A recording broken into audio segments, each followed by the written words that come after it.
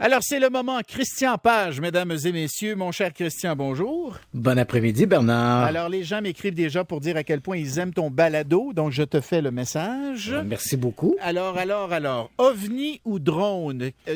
Très énigmatique question.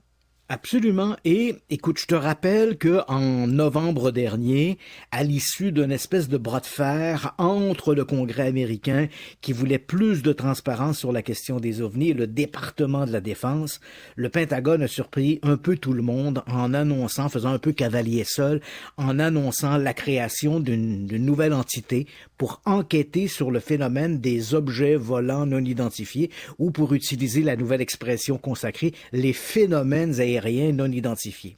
Et tout ça a surpris beaucoup de gens et le département de la Défense a annoncé non seulement la création de cette entité, mais il a expliqué qu'il la remettait entre les mains du sous-secrétaire à la Défense pour la sécurité et le renseignement. Donc, disons, cette nouvelle entité s'appelle le Bureau de gestion et de synchronisation pour l'identification des aéronefs non identifiés. Donc, un bien grand nom qui ne dit pas grand-chose.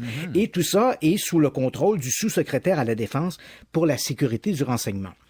La sécurité et le renseignement, pardon. Ce qu'il faut retenir ici, Bernard, c'est qu'alors que les amateurs d'OVNI, bien sûr, voient dans ces apparitions mystérieuses, qu'on a parlé à plusieurs reprises depuis la publication de ces fameuses vidéos de pilotes de la US Navy, les amateurs d'OVNI, on le comprend, voient un peu en 2022 une espèce d'année charnière pour la question des OVNI. Pour eux, évidemment, ces phénomènes aériens non identifiés sont souvent synonymes de véhicules extraterrestres. Mais en confiant la gestion de ce bureau au sous-secrétaire à la Défense, Sécurité, Renseignement, un organisme qui n'a jamais rien fait d'autre que de l'espionnage militaire, on voit un peu quelle est l'interprétation que le Pentagone fait, lui, de ces fameux aéronefs. Il voit d'abord et avant tout ici la possibilité qu'il puisse s'agir de drones exploités par des forces militaires étrangères. Et j'arrive un peu à ma nouvelle du jour parce que quand on annonce ça, les amateurs d'OVNI, évidemment, il y a une levée de boucliers en disant « Mais voyons donc, les drones, on peut tous en acheter dans des magasins grande surface. Des drones ne pourraient pas défier un peu les lois de l'aéronautique, surprendre des pilotes aguerris. » Il faut ici oublier l'idée du drone que tu achètes dans un magasin grande surface. On n'est plus dans cet univers-là. Et encore une fois, il y a quelques jours, le Bureau fédéral de l'aviation aux États-Unis, à la FAA, a publié un rapport d'incident qui remonte au 16 septembre 2018. Et pourquoi je voulais t'en parler? Parce qu'il montre bien un peu la dichotomie qu'il y a entre notre vision du drone et ce que les gens observent sur place. Et dans cet incident qui a été rendu public il y a quelques jours à peine, parmi les documents, il y avait une conversation entre le pilote. L'incident, comme je l'ai mentionné, remonte au 16 septembre 2018. On a un pilote qui est à bord d'un petit appareil, un monomoteur, un Diamond DA-40. Il se trouve au-dessus d'Atlantic City. Il évolue à une altitude d'à peu près 600-700 mètres, aux alentours de 2000 pieds. Et voilà qu'il observe un objet autour de lui. Le pilote n'a jamais eu aucun doute qu'il s'agissait d'un drone, mais pas n'importe quel drone. Je te laisse écouter un peu comment il a décrit ce qu'il a observé. I mean, I was staring outside, so I was climbing, but it was climbing with me and it was staying opposite of me on a, you know, like if you were to draw a circle and I was on one side of it, it stayed on the opposite side as I was circling. Yeah. It was the weirdest thing. It almost looked like it had a V antenna on top almost.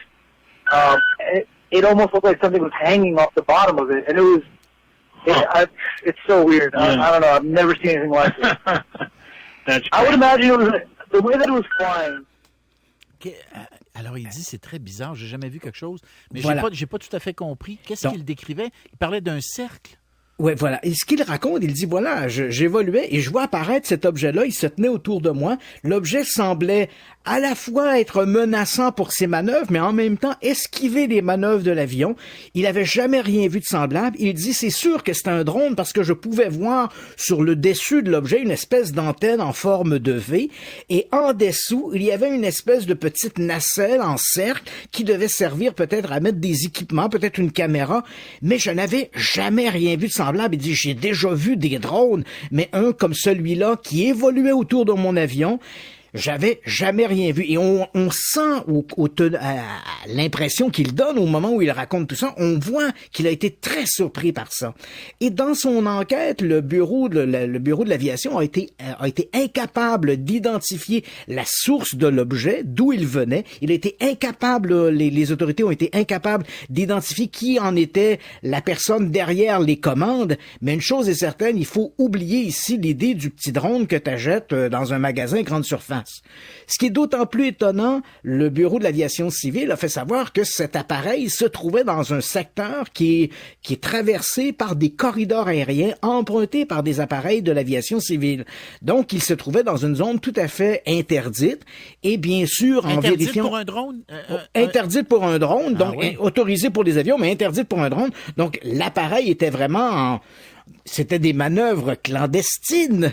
Et le département... Ah oui, donc cet événement-là, d'après toi, pourrait accréditer la thèse qu'il y a des drones d'origine étrangère. Absolument. C'est ça, hein?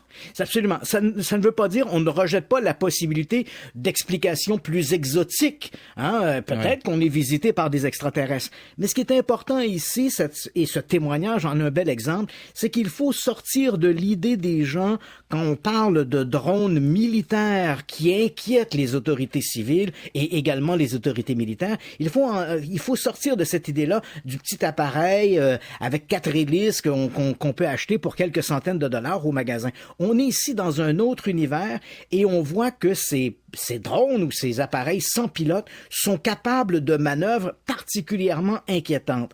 Et on comprend à ce moment pourquoi le département de la Défense est de plus en plus préoccupé par ces incursions dans ces territoires ou dans son hégémonie militaire, hein, parce que les incidents dont on parle et qui ont un peu entraîné la création de ce nouveau bureau d'enquête sur les phénomènes aériens non identifiés, je le rappelle, ce sont des événements qui se sont produits dans des secteurs militarisés alors que les forces militaires américaines participaient à des opérations et à des manœuvres dans un premier temps, surtout au large de San Diego, donc en Californie, et puis dans un deuxième temps, au large des côtes de la Floride et de la Géorgie.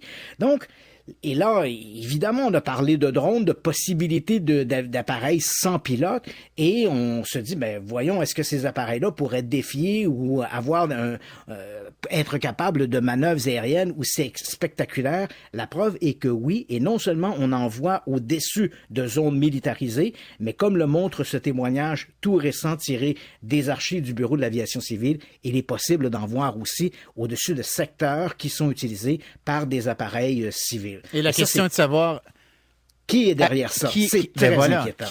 Qui pilote le drone, là? C'est très inquiétant et ça justifie l'intérêt que les militaires mettent dans ce dossier. Christian Page, enquêteur du paranormal, auteur du balado L'univers paranormal de Christian Page. Merci, Christian. Ça me fait plaisir. À demain, tout le monde.